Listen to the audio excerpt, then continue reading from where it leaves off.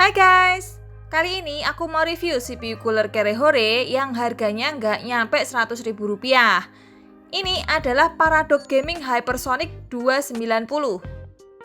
Untuk spesifikasinya, bisa kalian baca sendirilah ya.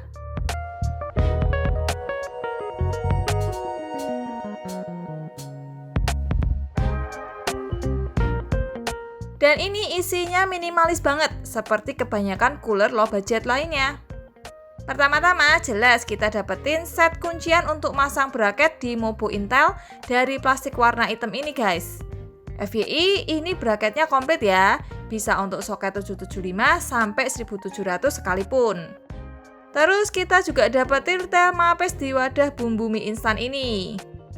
Oke, sekarang kita lihat coolernya. Nah, bentuknya kayak gini guys. Ini kelihatan kalau ukuran fan-nya lebih besar dibandingin heatsinknya. Menurut speknya, ini fan RGB berdiameter 11 cm. Sedangkan heatsinknya ini kayaknya seukuran Jonsbo CR1200 yang pakai fan 9 cm. Jadi fan-nya kelihatan lebih menonjol. Bagian top heatsinknya ini polos banget, nggak ada cetakan atau tulisan apapun. Untuk area baseplate-nya ini kelihatan cukup mulus guys. Ada dua heat pipe yang jaraknya agak berjauhan dan simetris sampai ke area heatsink. Kuncian cooler ini model umum ya, yang bisa langsung dipasang di Mobo AMD dengan bracket bawaan Mobonya.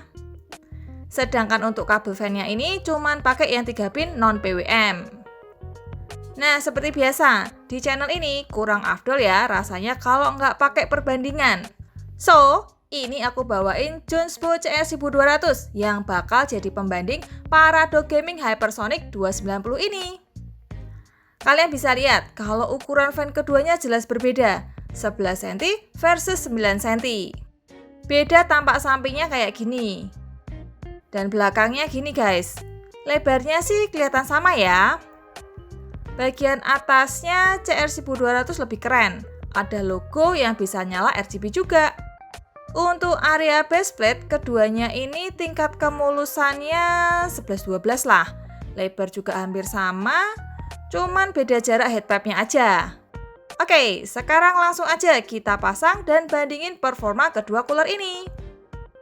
Aku pakai Mobo AMD AM4 dengan Proci Ryzen 7 1700. Nah, di Mobo ini Hypersonic 290 bisa langsung dipasang di bracket bawaannya. Thermal paste-nya aku pakai Arctic MX4 seperti biasa.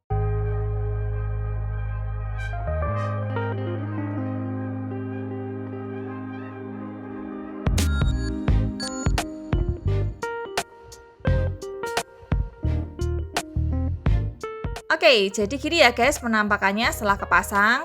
Clearance dengan RAM nggak ada masalah. Jarak dengan fan cukup jauh di Moboku ini. Walaupun pakai fan 11 cm, cooler ini nggak tinggi-tinggi amat.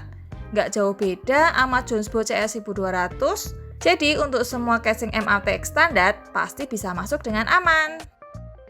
Sekarang kita masuk ke sesi pengujian. Ryzen 7 1700 ini aku OC dikit ke 3,4 GHz.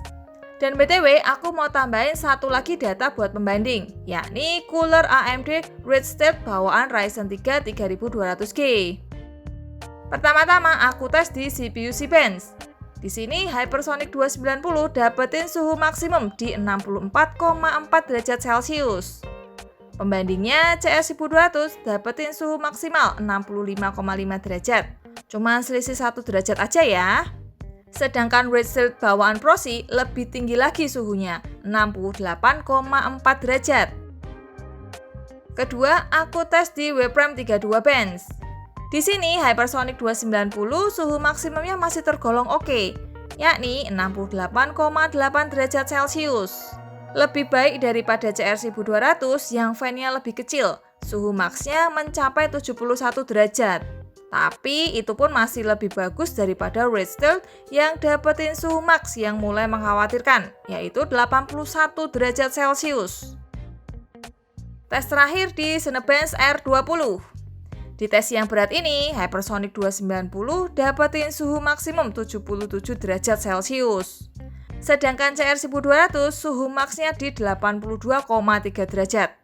Dan untuk RedStart, ini udah nggak layak pakai guys. Suhunya nyampe 92,9 derajat. Ada perbedaan CPU package power antara ketiganya. Hypersonic memang yang paling rendah, tapi cuma selisih sedikit. Dan hasil skor Cinebench-nya pun bukan berarti yang package powernya tinggi, nilai benchmark-nya bakal lebih tinggi. Di sini urutan skornya justru CS 1200 dapetin yang tertinggi. Tapi masih selisih sedikit dan aku rasa perbedaan segini sih masih wajar terjadi ya di setiap test run. Menurutku performa Paradox Gaming Hypersonic 290 ini bisa dibilang yang terbaik di harganya. Udah gitu fan-nya ini lebih silent loh dibandingin Jonesbow CS 1200. Jadi gitu aja ya guys review dan tes kali ini. Jangan lupa like dan subscribe. See you!